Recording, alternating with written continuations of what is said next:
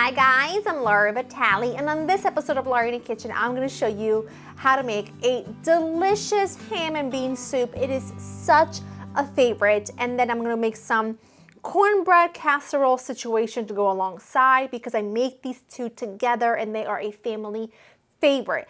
Whenever there's a holiday, whether it's Thanksgiving or Easter, or in this case it was actually New Year's Eve, I always pretty much make a ham, and you could always bet that I'm going to be making a ham soup after, because I take the ham bone with all the meat on it and I stick it in the freezer. It does not look appetizing right now, and I'm well aware. However, this bad boy is home cooking, okay? This is going to give you the kind of flavor you just will not be able to get from a box or chicken stock or anything like that.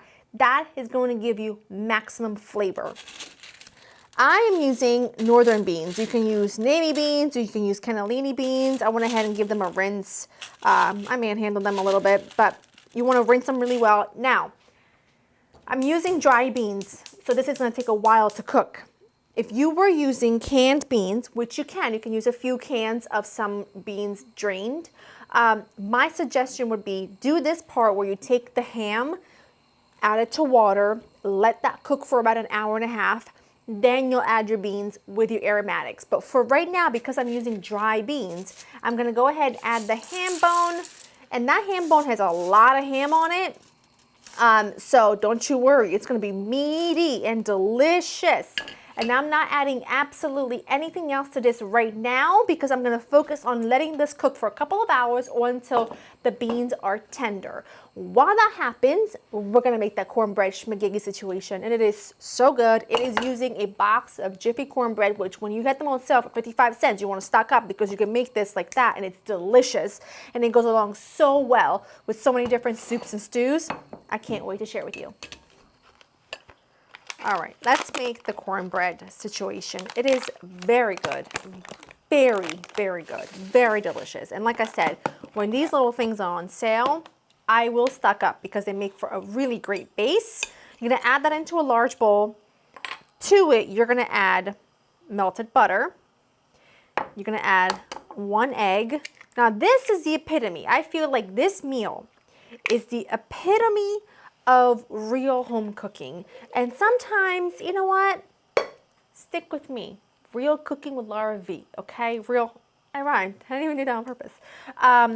Because sometimes I feel like what I eat is very much driven by the weather and my mood and what headspace I'm in. And sometimes, truly, all I want is some really good home cooking, especially in these long, dark winter months. We added the mix, the butter, the egg, some milk, some cream style corn, and some corn kernels, if you hadn't noticed. Oven's preheating to 350. What I was saying was sometimes, what I cook and what inspires me to cook is very much driven by the time of the year. Like think about like summer. I'm driven to cook things that are super colorful, really bright, full of bright and fresh and delicious flavors.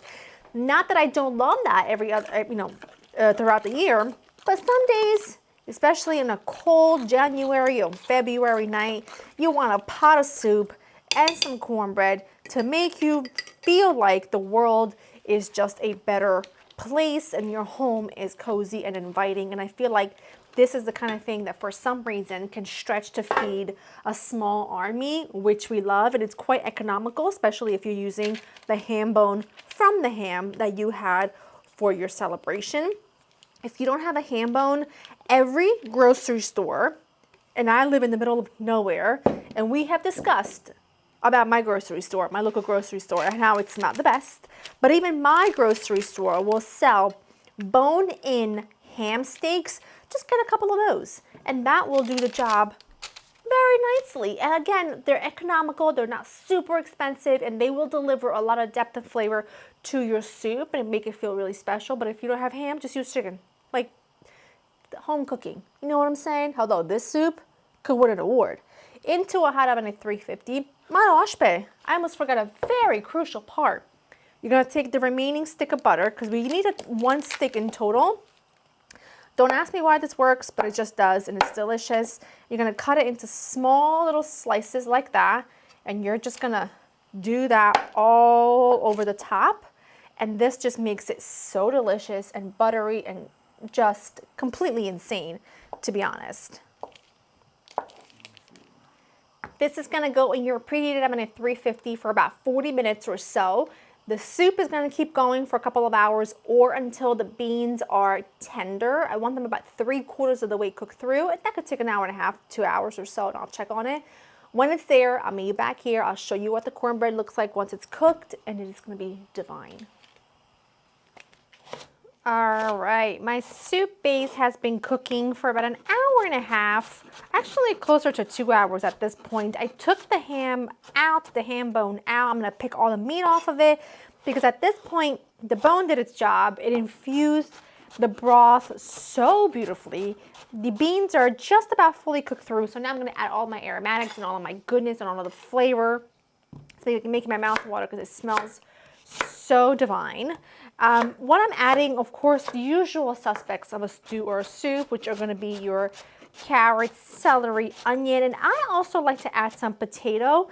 I feel like it gives you such a better, creamy, thick, delicious consistency, but if you're someone that likes a soupy consistency, leave the potatoes out. So I'm going to add all of that in. I'm going to dice up a yellow onion. You don't need to saute it or anything. There's plenty of fat in there to give it great flavor from the ham bone. So delicious. And depending on the kind of ham bone you have, if you smoked a ham, your soup is going to be a bit smokier and just absolutely divine and delicious. Taste it. I want you to taste the broth, okay? Because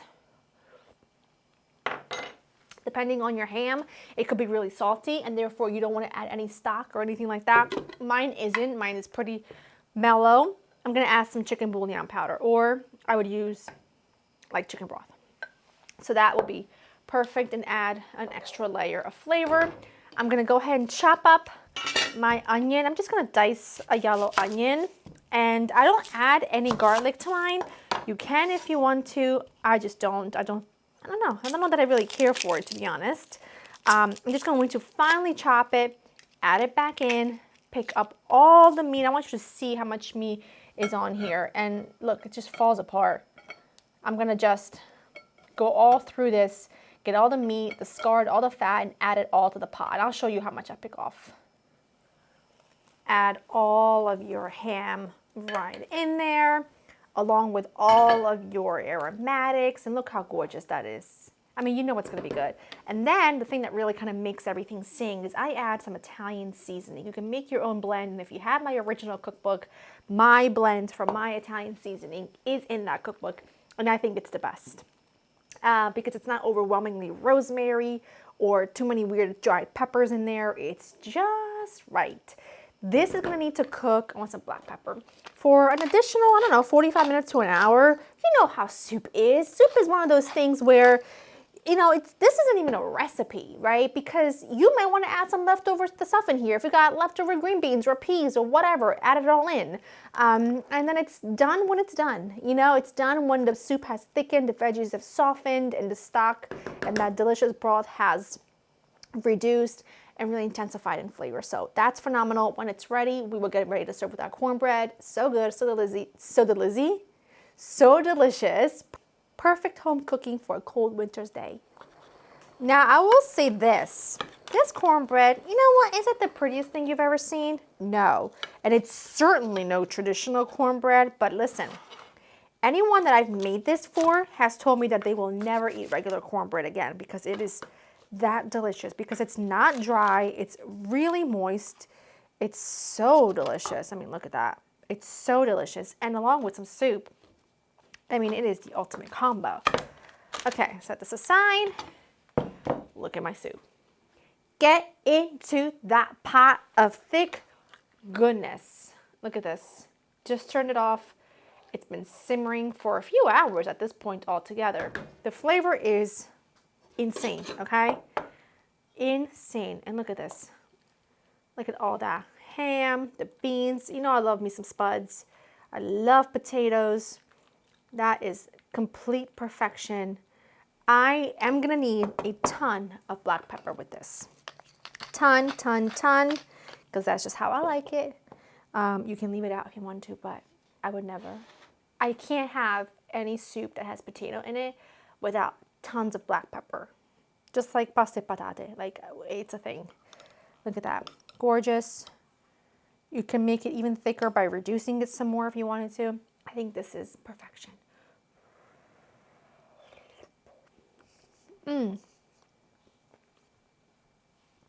There's like no need to chew.